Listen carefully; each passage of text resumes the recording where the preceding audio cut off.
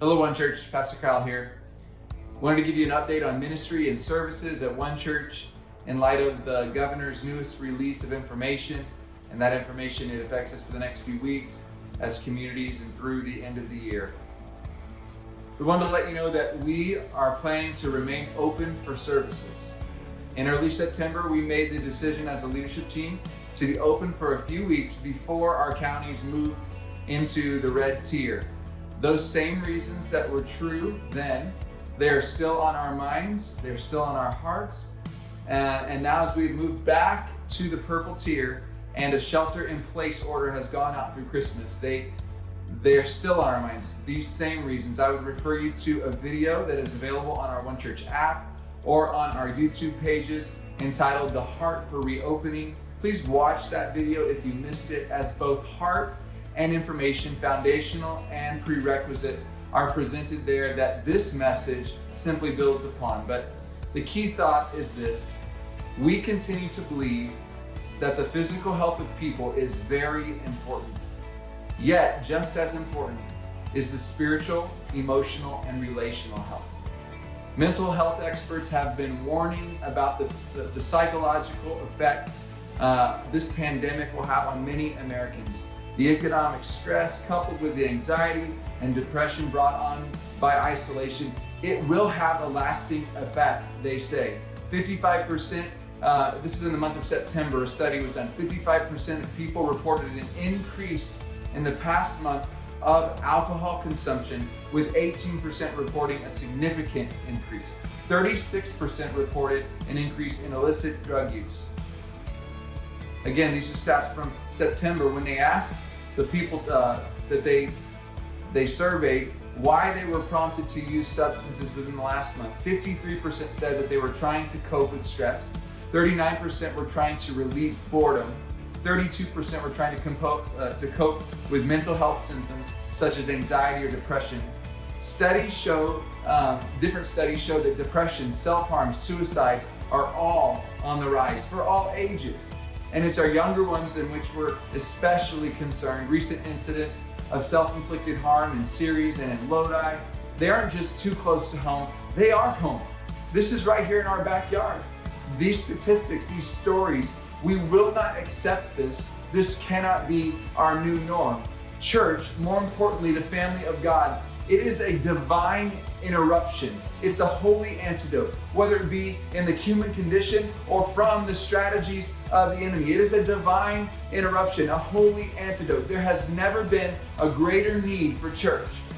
There's never been a greater need for church to be a lighthouse of hope in the midst of discouraging times for all ages. In a healthy and responsible way, we need people to rub socially distant shoulders, looking each other in the face, or at least in the eyes of a mask-covered face, seeing and perceiving where people are at, being the hands and feet, the eyes, the ears of Christ, giving God the chance to intervene in the steps of young and old before they make a decision that will change their life and the lives of others forever. And that's why we are remaining open. And we respect our government. We've been saying that for a long time at the local, state, and national level. We do not stand in defiance of what they say. We're not making a statement of any kind, political or otherwise. We are caring for people in our church and the people of our community, as our biblical mission states. And we want to do that in a way that honors congregants, honors neighbors, honors government, and most importantly, honors God Himself. If the overall situation gets worse, then we certainly will pay attention. We're not doing this with any kind of rogue spirit, just simply a heart for people. And because of that, it opens our eyes to constantly be looking and seeing if there's something we need to change or evolve. We will certainly pay attention. In particular, if the state of things worsen to the point that the only organizations that remain open are organizations like grocery stores or the water and electric company, etc., then we'll revisit this decision then. But here's the deal: as long as the mall remains full of holiday shoppers, As long as other less essential organizations like Target or Home Depot are open with certain kinds of guidelines, healthy guidelines. And as long as stores that specialize in alcohol or cannabis are able to do their business, we feel that the church should be able to do its. We feel that the church should be able to do the same. We have a responsible plan that cares for the physical health of people as well as their spiritual, emotional, and relational health. Now, at each campus, with its own unique facility and team, each campus may approach gathering differently.